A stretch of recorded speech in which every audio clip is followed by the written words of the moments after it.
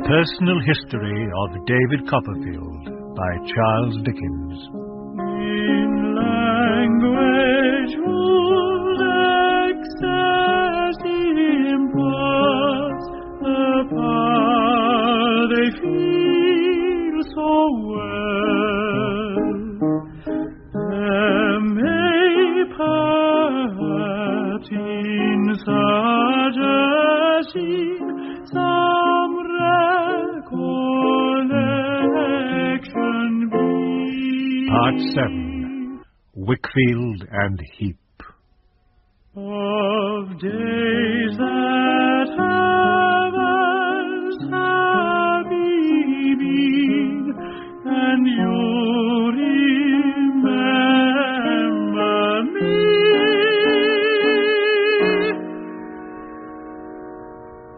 And you remember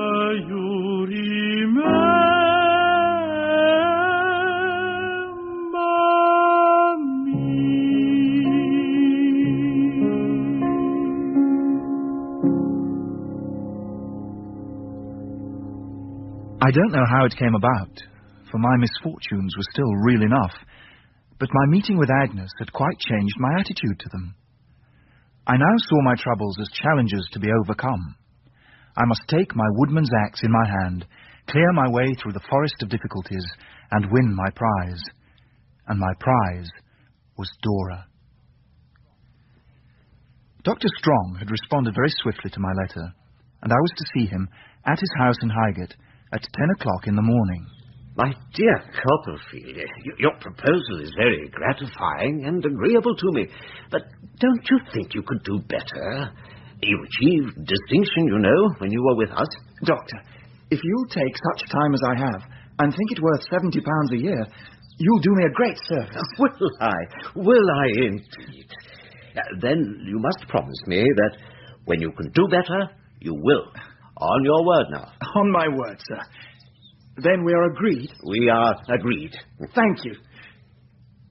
Sir, I remember you'd started researching your dictionary while I was still at school. Am I to have the pleasure of working on that? You've hit it. Yes, it is my dictionary. You may find my papers are not quite in order. Mr. Jack Malden has been helping me, and he isn't used to such work. You remember Mr. Malden, my wife Annie's cousin? Indeed I do. Then he's come back from India? Yes. He couldn't bear the climate, you know. Mrs. Markland was quite vexed about him, poor thing. So we've got him at home again. And we've bought him a little patent place, which agrees with him much better. I enjoyed my work with Dr. Strong. And although I was kept pretty busy, up at 5 in the morning and home at 9 or 10 at night, I felt that the more I tired myself out, the more I was doing to deserve Dora. Indeed, I still burned with impatience to do more, and in pursuit of this, I went to see Traddles.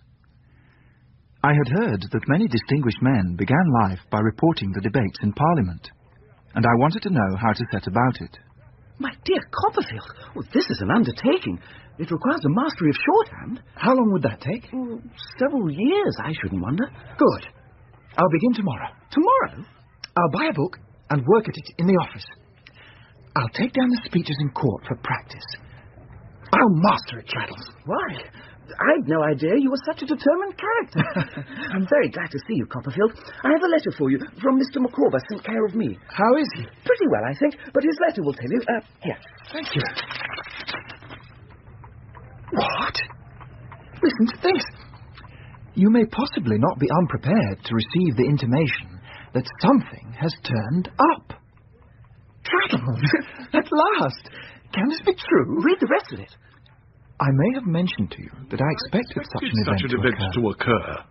And now I am about to establish myself in one of the provincial towns of our favoured island in immediate connection with one of the learned professions. Mrs. Micawber and our offspring will accompany me.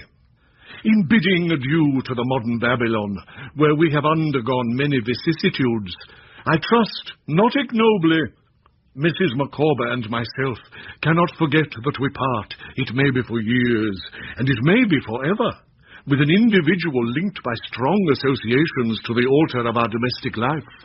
If, On the eve of such a departure, you will accompany our mutual friend, Mr. Thomas Traddles, to our present abode, and there reciprocate the wishes natural to the occasion.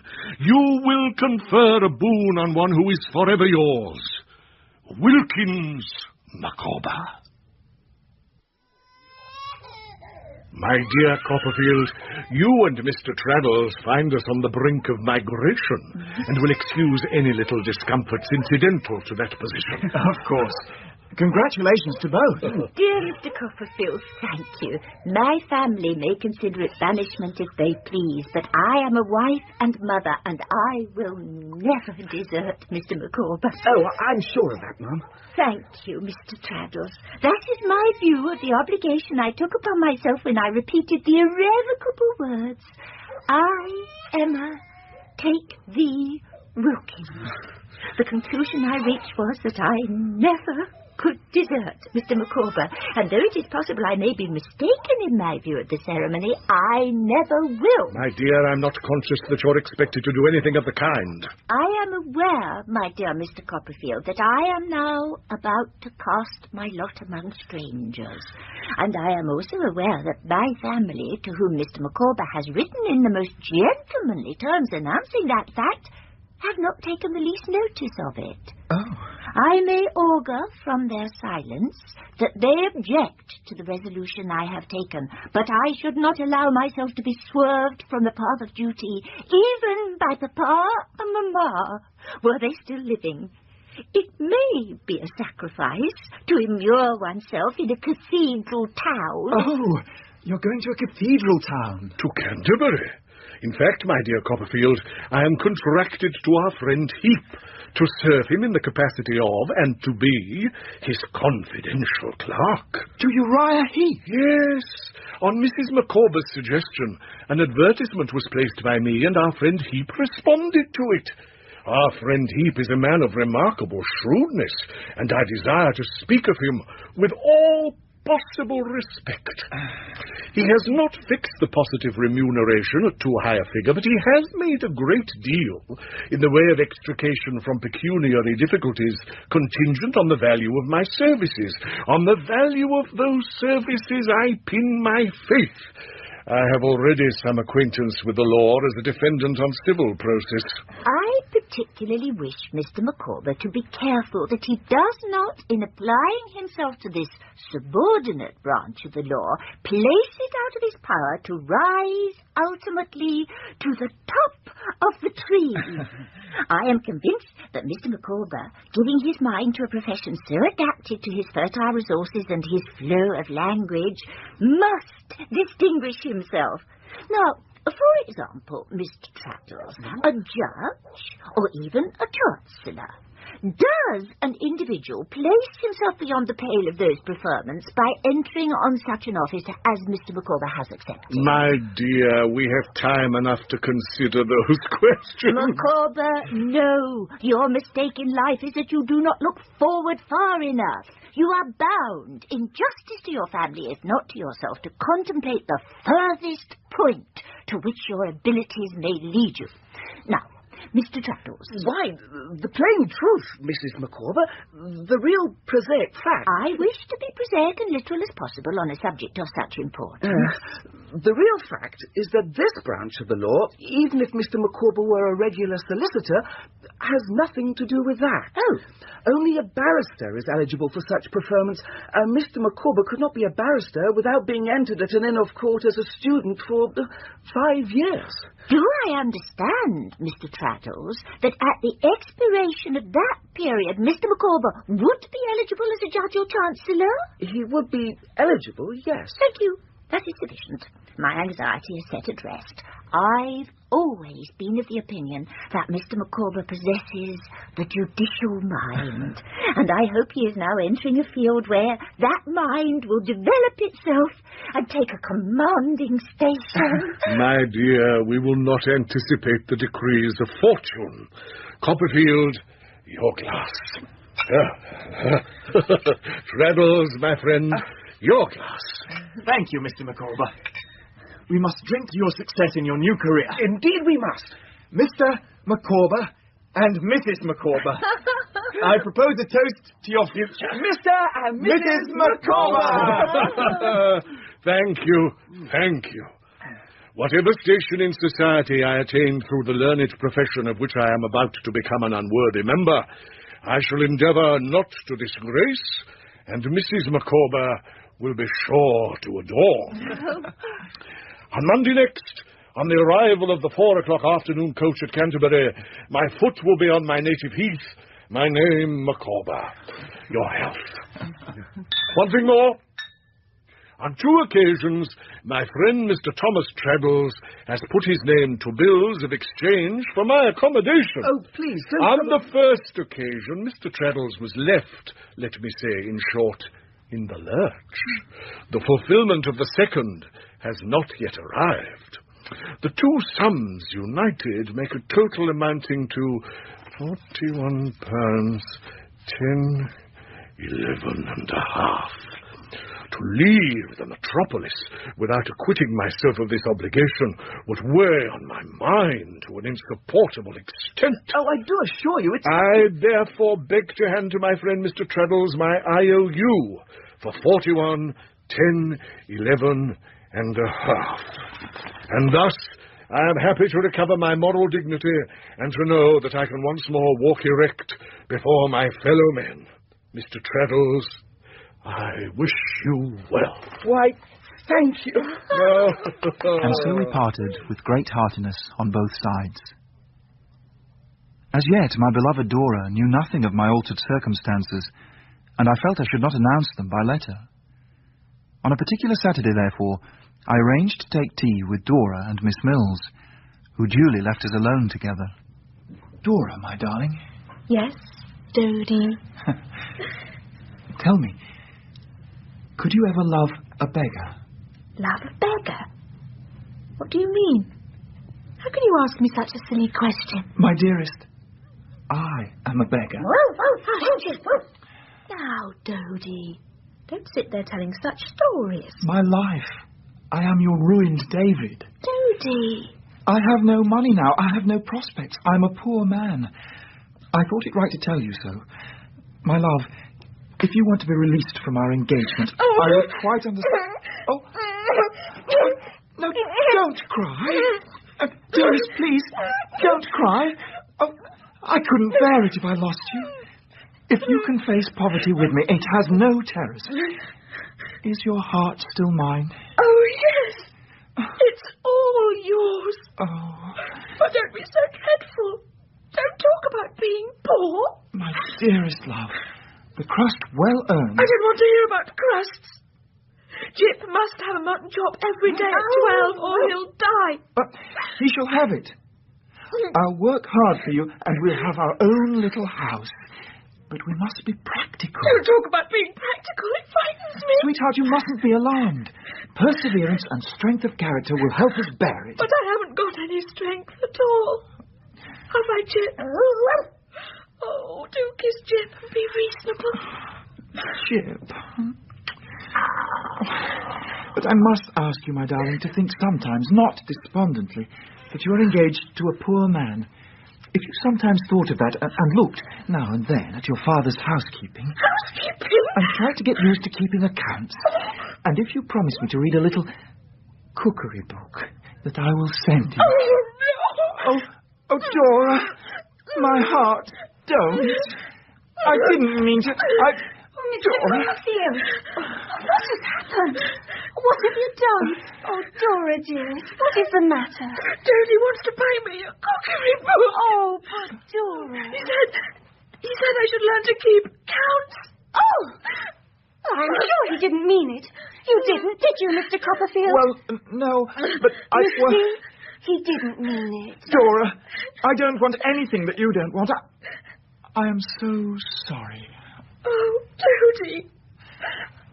I must look such a fright. No. You look beautiful. Oh. Go and bathe your eyes, dear. Mr. Copperfield has said he's sorry. Very well. I'm sorry too, Dodie. Truly. Oh, my own. Miss Mills, I'm so distressed. I never meant to upset her. No. But my prospects have suffered a reverse, and I thought I should warn her that she won't be marrying a wealthy man. I only suggested that perhaps, thinking of the future, it might be wise if she was... Mr. Copperfield, I do understand. But we must both remember that dear Dora is not made to face the harsh realities of life. She is a thing of light and joy, and should only know happiness.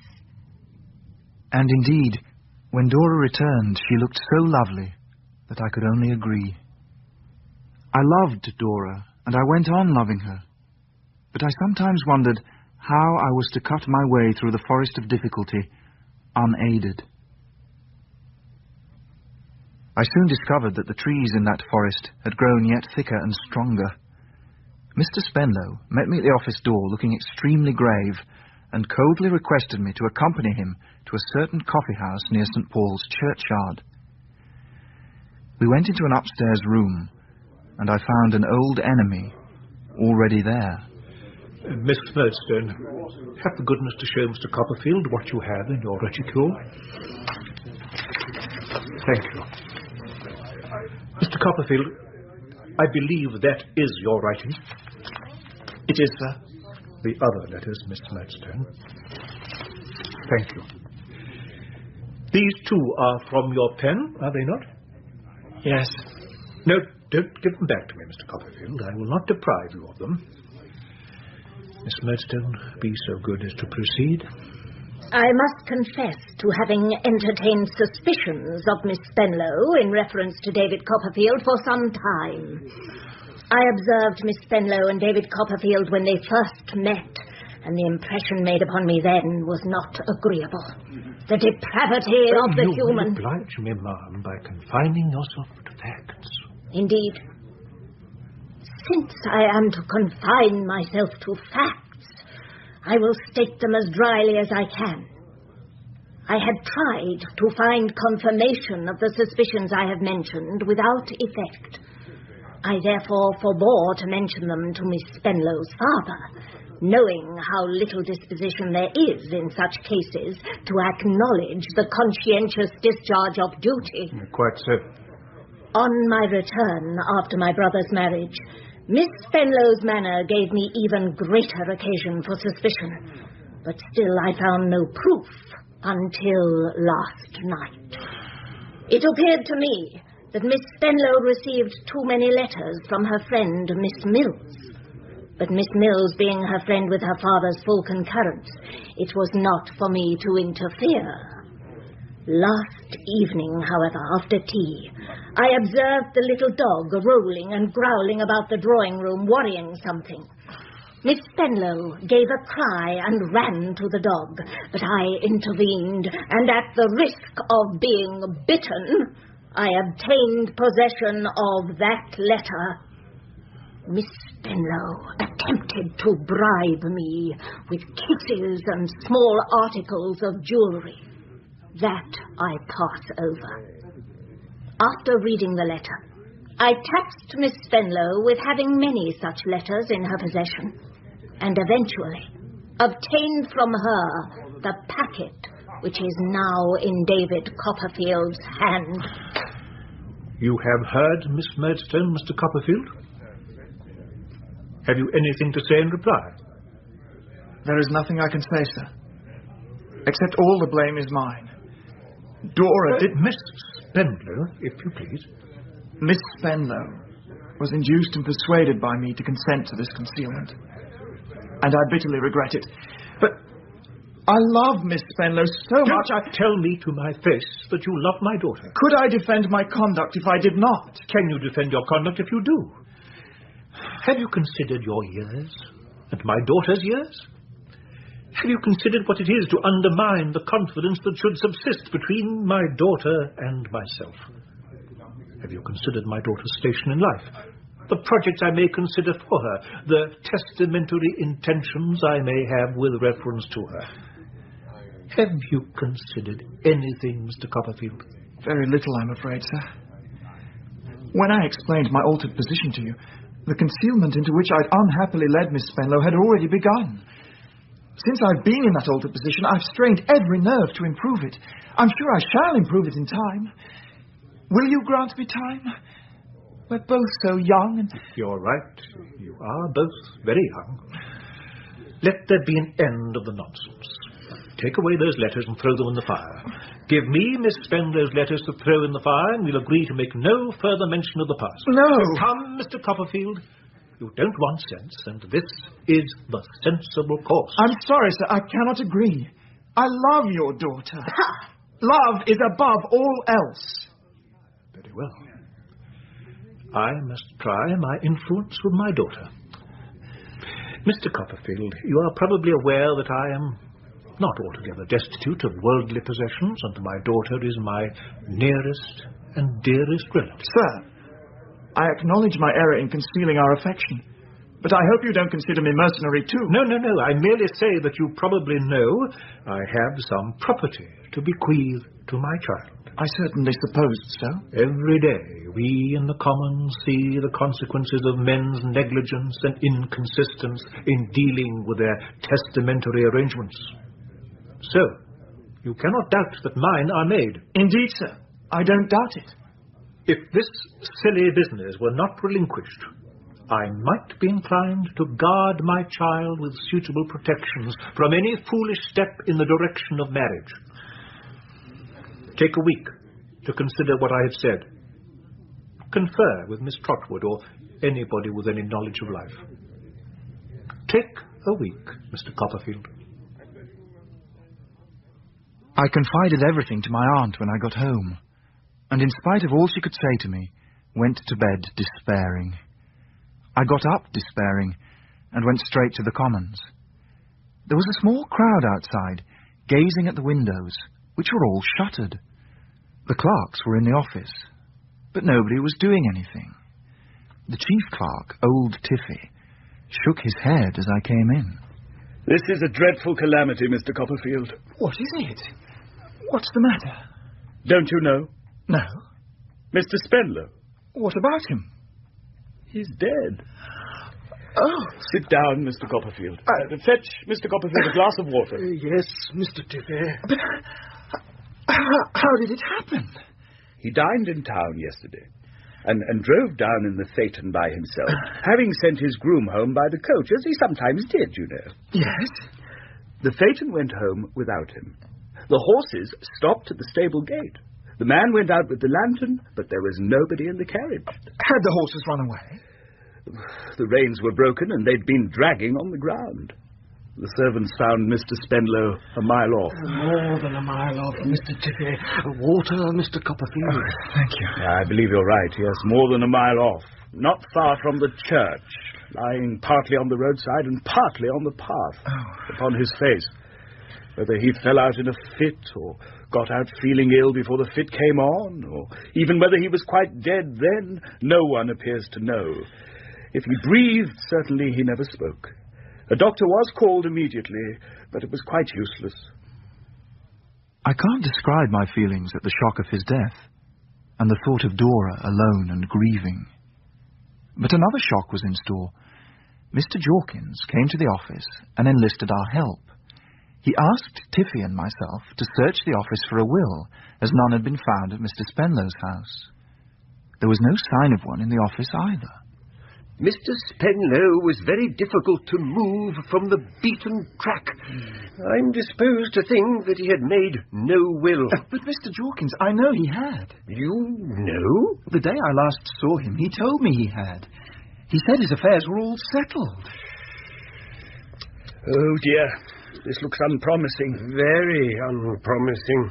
Surely you don't doubt... My good Mr. Copperfield, if you'd been in the Commons as long as I have, you'd know there was no subject on which men are so negligent and inconsistent. But that's exactly what he said. Oh, I should call that almost final. My opinion is no will. There was no will.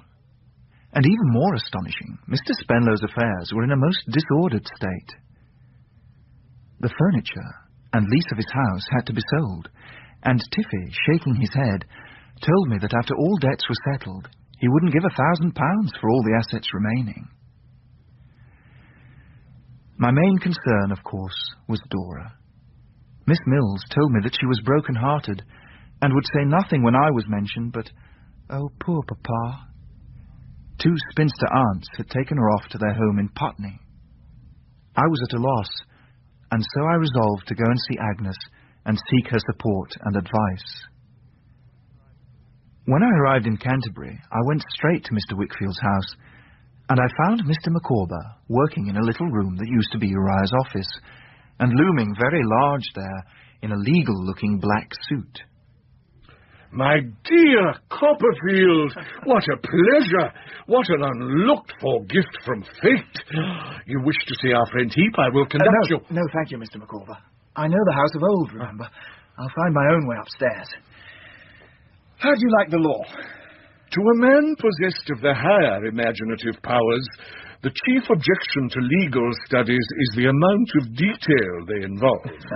Even in our professional correspondence, the mind is not at liberty to soar to any exalted form of expression. Still, it is a great pursuit, a great pursuit. How is Mrs. Micawber? She is well, thank you, and so are our offspring. We have been fortunate enough to secure accommodation in our friend Heep's old abode. She would be delighted to see you there. It is humble, to quote a favourite expression of our friend Heep, but it may prove the stepping stone to more ambitious domiciliary accommodation. And how are you getting on with our friend Heep? One moment. My dear Copperfield, a man who labours under the pressure of pecuniary embarrassments is, with the generality of people, at a disadvantage. That disadvantage is not diminished when the pressure necessitates the drawing of stipendiary emoluments before those emoluments are strictly due and payable.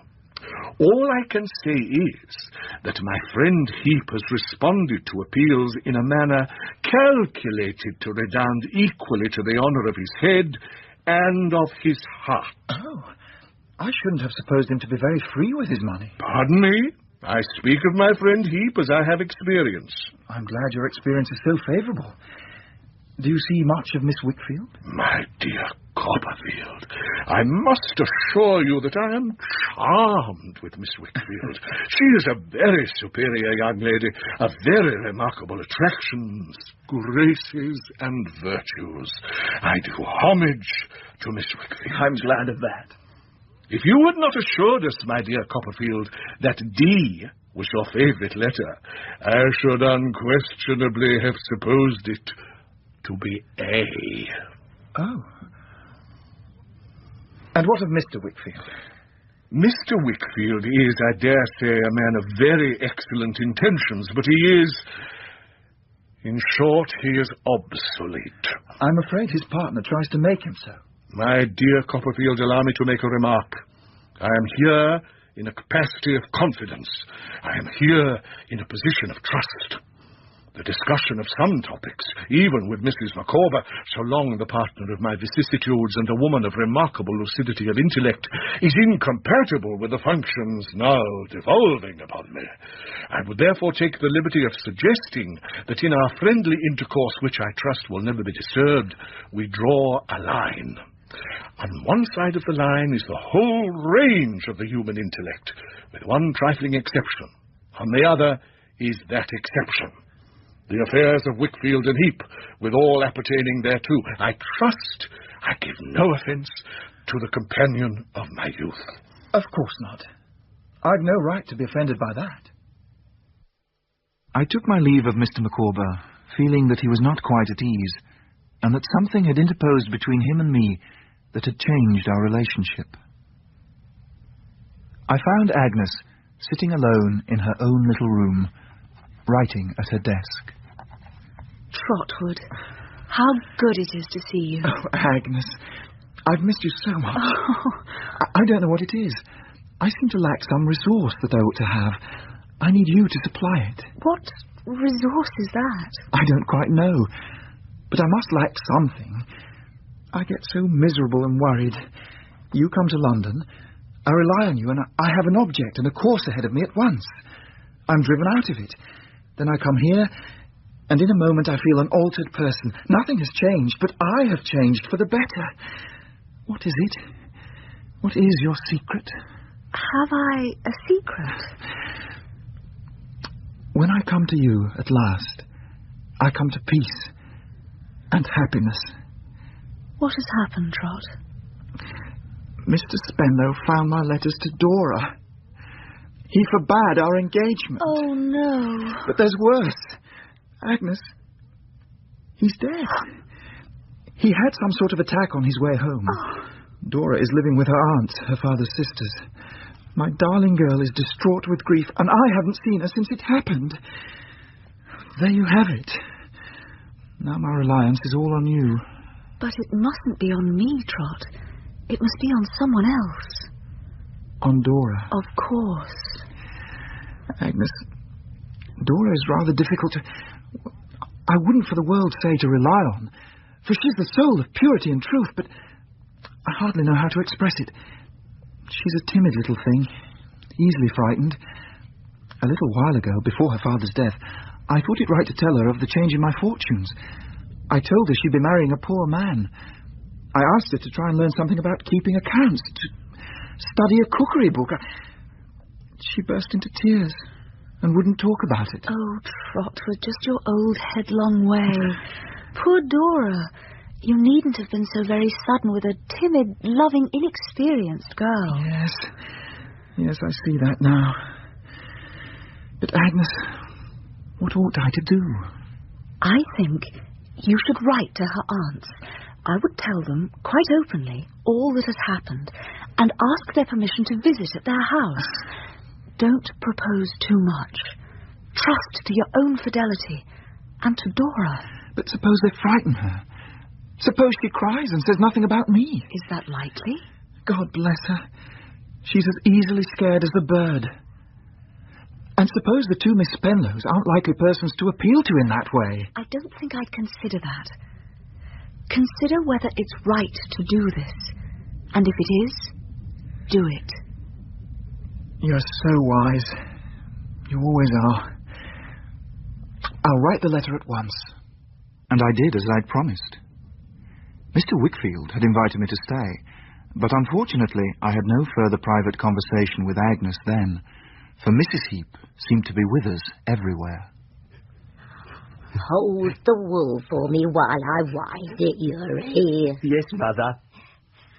How do you think my Uriah's looking, Mr. Copperfield? Very, unchanged, Mrs. Heep. Oh, thank you, Master Copperfield. Really? Oh, don't you see a thinness in him? Not more than usual. Don't you, though? Oh, but you don't take notice of him with a mother's eye. Don't you see him thin, Miss Wickfield? No, he looks very well. You worry too much. Oh, thank you, Miss Wickfield. You see, Mother? We're quite a little family now, Mr. Copperfield. Mother and me, and Miss Agnes and her dear father. I found this a very unwelcome domestic picture. Next day, Mrs. Heep's watching began again, and lasted all day. Towards twilight, I went for a walk alone, but I hadn't gone very far before Uriah caught me up. Master Copperfield, how fast you walk. My legs are pretty long, but you've given them quite a job. Where are you going? I'm going with you, if you allow me the pleasure of a walk with an old acquaintance. To tell you the truth, I hope you won't be offended, but I came out to walk alone because I've had so much company today. You mean Mother? Yes, I do. Oh, but you know we're so very humble, and having such a knowledge of our own humbleness, we must take care we're not pushed to the wall by them that isn't humble. All's fair in love, sir. What? You see, you're quite a dangerous rival, Master Copperfield. You always were, you know. Do you set a watch on Miss Wickfield and make her home no home because of me? Those are very harsh words, Master Copperfield. Put it how you like, you know what I mean. No, you must put it into words. I couldn't. Do you think I look on Miss Wickfield otherwise than as a very dear sister? You may not, you know. But then again, you may. Then, for the sake of Miss Wickfield... My Agnes. Would you be so good as to call her Agnes? Mr. Copperfield? For Agnes Wickfield's sake. I'll tell you, I'm engaged to another young lady. Oh? I hope that contents you. Upon your soul? Yes. Oh, Master Copperfield, if you'd only had the condescension to return my confidence when I poured out my art before your sitting room fire. As it is, I'll take Mother off directly, and only too happy. What a pity you didn't return my confidence. But you've never condescended to me as much as I could have wished. I know you've never liked me as I've liked you. Uriah. Yes? You ought to understand. I believe Miss Wickfield to be as far above you, as far removed from your aspirations as that moon is up there. Oh. Peaceful, ain't she? Now, confess, Master Copperfield, that you haven't liked me quite as I've liked you. All along you thought me too humble. I'm not fond of professions of humility or professions of anything else. There now. Didn't I know it? But how little you think of the rightful humbleness of a person in my station, Master Copperfield. Father and me was both brought up at a foundation school for boys.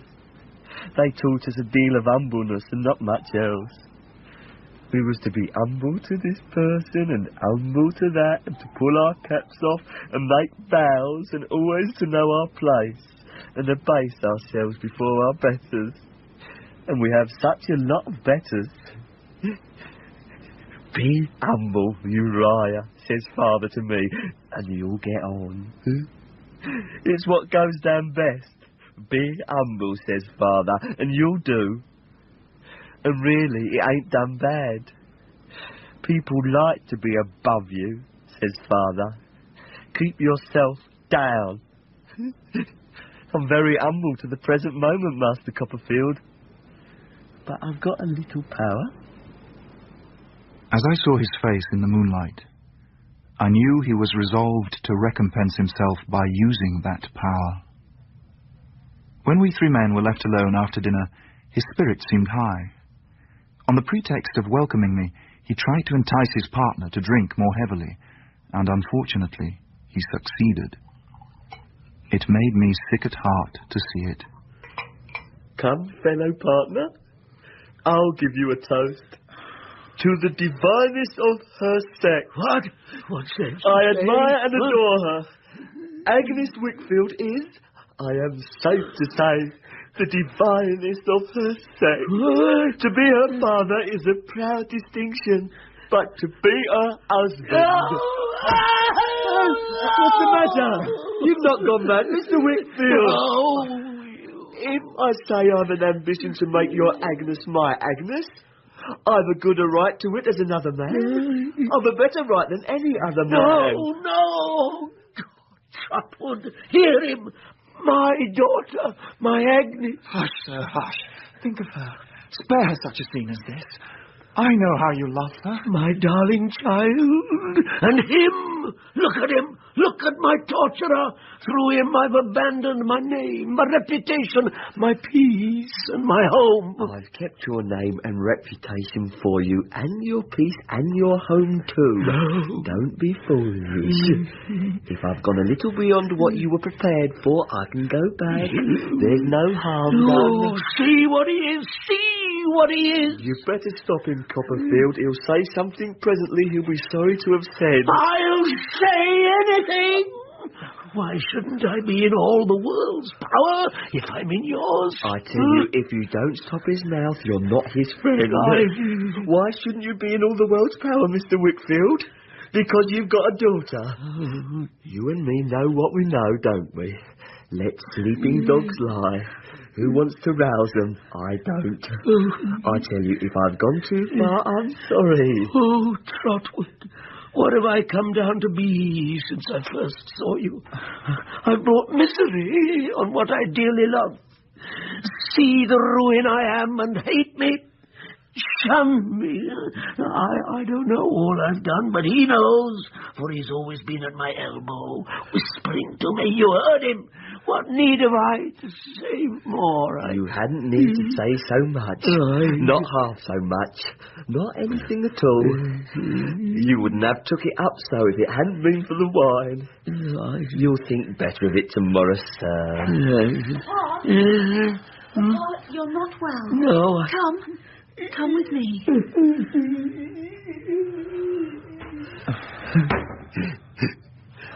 I didn't expect he'd cut up so rough, Master Copperfield. But it's nothing. I'll be friends with him tomorrow. It's for his good. I'm humbly anxious for his good. Trotwood, you're still up. I was reading. Agnes. You leave early in the morning. Dearest Agnes. Let's say goodbye now. I see. You don't want to speak about tonight. But is there nothing that can be done? There is God to trust in. It's presumptuous of me to try to influence you, but you know how much I love you, how much I owe you. Agnes, you'll never sacrifice yourself to a mistaken sense of duty. What? Think what a priceless gift a love like yours would be. Say you have no such thought. You need have no fears for me. I have no fears for myself. Good night, Trotwood. Copperfield? Copperfield? Yes? I thought you'd be glad to hear we've made it all smooth. Why, though I'm humble, I'm useful to him, you know. What an agreeable man he is, Master Copperfield. I'm glad you've made your apologies. Oh, to be sure. When a person's humble, what's an apology? So easy. I suppose you've sometimes plucked a pear before it was ripe, Master Copperfield? I suppose I have. I did that last night. But it'll ripen yet. It only wants attending to. I can wait. Goodbye, Mr. Copperfield. Remember me to your aunt, a most strong-minded lady and very attached to Miss Agnes, I'm glad to say. On my return to London, I received a letter from Dora's aunt. The Mrs. Spenlow present their compliments to Mr. Copperfield and beg to inform him that they have given his letter their best consideration with a view to the happiness of both parties. If he will do them the favour to call, accompanied by a confidential friend, on Saturday the 23rd of this month, they will be happy to hold some conversation on the subject. Gentlemen, pray be seated. Mr. Copperfield, I presume? No, I'm Traddles. I'm David Copperfield. Mr. Copperfield, my sister Lavinia, being conversant with matters of this nature, will speak for both of us. We will not discuss the past history of this matter. Our poor brother Francis's death has cancelled that. We have no reason to doubt, Mr. Copperfield, that you are an honourable young gentleman of good character, and that you have an affection, or are persuaded that you have an affection, for our niece. I love Miss Spenlow. No one could ever love more. Mr. Copperfield, we have shown your letter to our niece and discussed it with her. We have no doubt that you think you like her very much. Ma'am. 1 minute, Mr. Copperfield. I beg your pardon? Mature affection does not easily express itself. It is modest and retiring. It waits and waits. Sometimes a life goes by and finds it still ripening in the shade. I know too well. But no matter. Lavinia, my dear. Forgive me. In comparison, the light inclinations of young people are as dust compared to rocks. It is owing to the difficulty of knowing whether they have any real foundation that my sister Clarissa and myself have been very undecided how to act. But my love for Dora is not a light affection. I can't express how much I love her. Since I met her, I have become more serious, more earnest, more determined to do well in life for her sake. All my friends know this. Mr. Copperfield is speaking the truth, ma'am. I speak as one who has some little experience, being engaged to a young lady in Devonshire. Her name is Sophie. Oh, she really is the dearest girl. But we see no prospect at the moment of our engagement coming to fruition. Then, Mr. Traddles, you can confirm what I have said of the affection that is modest and retiring, that waits and waits. Entirely, ma'am. It seems to us prudent, Mr. Traddles, to bring these young people's feelings to the test of our observation. Therefore, we are inclined to allow Mr. Copperfield's visits here. I shall never forget your kindness. But we do not yet recognise any positive engagement between Mr. Copperfield and our niece. And we prefer to regard these visits as made at present to us. Sister Clarissa, the rest is with you. We shall be happy to see Mr. Copperfield to dinner every Sunday. Our hour is 3. In the course of the week, we shall be happy to see Mr. Copperfield to tea on 2 occasions, not oftener. Our hour is 6. Miss Trotwood, mentioned in Mr. Copperfield's letter, will perhaps call upon us. I'm sure my aunt would be delighted. And now, Mr. Copperfield, if you would like to follow me, I am of the opinion that our niece would wish to see you.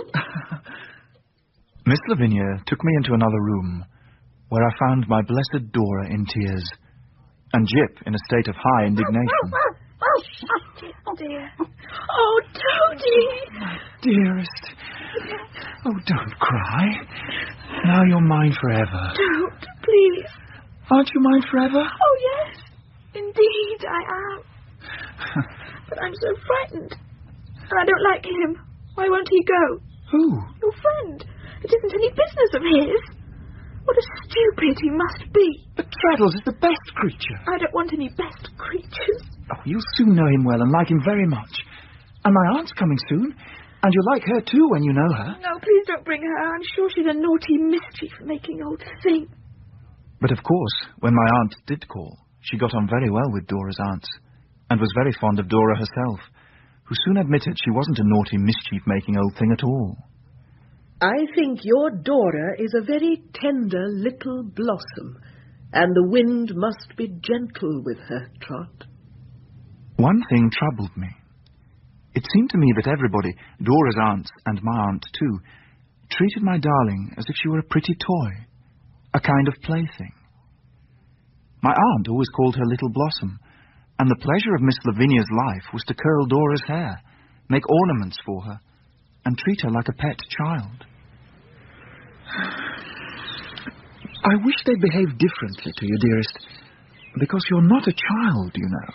Oh, now you're going to be cross. They're very kind to me, and I'm very happy. But you might still be happy and be treated differently. If you don't love me, why did you get engaged to me? Not love you? Why don't you go away now if you can't bear me? Oh, I dote upon you, my dearest. You know that. And don't find fault with me. Dora, suppose we were married. Yes? And you were going to buy a shoulder of mutton for dinner. Would you know how to buy it? How to buy it? Yes. Why, the butcher would know how to sell it, wouldn't he? So there's no need for me to know anything, you silly boy. Well, we fell back on flower painting and singing to the guitar, and my cookery book was put in the corner for Jip to stand on. We were as happy as the week was long, although summer had passed and winter was upon us now. One night when I left Dr. Strong's house, I found it was snowing heavily. I walked home as I usually did, and naturally took the shortest route, which led me through St. Martin's Lane. As I went down towards the Strand, I noticed a passing face, a woman's face, and thought that I had some association with it, but I couldn't remember what. On the steps of the church, there was the stooping figure of a man.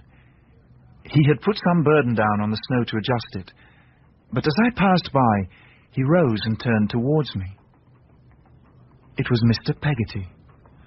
Master Davy!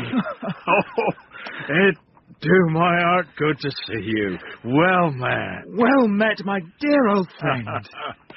I had my thoughts of coming to make inquirations for you tonight, but I've been down Yarmouth way, and I heard as your aunt was living along of you, so I was afraid it was too late. I would have come early in the morning, sir, before going away. Going away? Again? Yeah, I'm away tomorrow. Where are you going now? Well, we're going to turn in somewhere. There's an inn I know across the way, the Golden Cross. It has public rooms where we can talk. Come with me. Drink this, Mr. Peggotty. It'll warm you. Oh, thank you kindly, sir. You'll have nothing stronger than ale? No, sir. Thank you, sir. I'll tell you where all I've been and what all we've heard. I've been far and we've heard little, but I'll tell you. When Emily was a child, she used to talk to me a deal about the sea, about them coasts where the sea got to be dark blue and lay shining in the sun. And I knowed in my mind as he'd take her to them countries. He'd have told her wonders on them and how she was to be a lady there. So I went across the channel to France. As he spoke, I saw the door move and the snow drift in. It moved a little more, and a hand softly interposed to keep it open. I went on my way through France. Alone? And on foot? But mainly afoot, sometimes in carts, along with people going to market. At the villages, I'd find the inn and wait about the yard till someone come what spoke English. Mostly someone did. I told them I was seeking my niece. They told me what manner of gentlefolk was in the house. But it were never her. The poor folk helped me. They'd set me down at their cottage doors and give me for to eat and drink. And many a woman had a daughter. About Emily's age. Oh, my darling girl. There was a face at the door. The woman's face I had passed by the church. And now I knew her. It was the lost soul Emily had wept for. Martha. At last, I come to the sea. Well, it weren't hard for a seafaring man like me to work his way over to Italy. And the people was just as good to me there. But then, I got news of her, being seen among them Swiss mountains. One as knowed his servant. See them there, all three. I made for the mountains, Master Davy. But when I reached the place, they told me as I was too late. They'd gone. So I come home. How long ago? After 5 days, there were some letters. This first one come before I'd been gone a week. A £50 bank note in a sheet of paper, directed to me and put underneath the door in the night. She tried to hide her writing, but she could never hide it from me. Then, this come from Mrs. Gummidge. Read it, sir. Thank you. There were £5 with it. I've kept it with the rest. I'll touch none on it.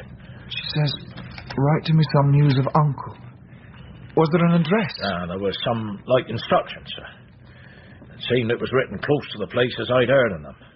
Mrs. Gummidge and Ham wrote. They told her I was gone to seek her, and my parting words. Is that another letter? More money, sir. £10. This came day before yesterday. I'm a-going to seek her at the postmark, see? It's a town on the Upper Rhine. Ah, yeah. There was foreign gentlemen in Yarmouth, dealers who knowed it. They give me a map. I showed it Ham and told him where I were going. How is Ham? Oh, he worked as hard as a man can. His name is as good as any man's anywhere in the world. But it's cut him deep. He's no care for his life now. when there's our duty to be done with danger in it, he stepped forward afore all his mates. Well, I haven't seen you tonight, Master Davy. I'll be away early tomorrow. All that troubles me is to think that some harm might come to me afore that money was give back to him. I'd go 10,000 mile, I'd go till I drop dead to lay that money down afore him. If I do that and find my Emily, I'm content. As we left the inn, I saw a figure flit away quickly before us. Martha. I took Mr. Peggotty over Westminster Bridge and parted from him on the Surrey shore. Then I went back to the inn yard and looked round, searching for the listener. But she was gone. The snow had covered our late footprints. My new track was the only one to be seen, and even as I looked back, that too had begun to die away.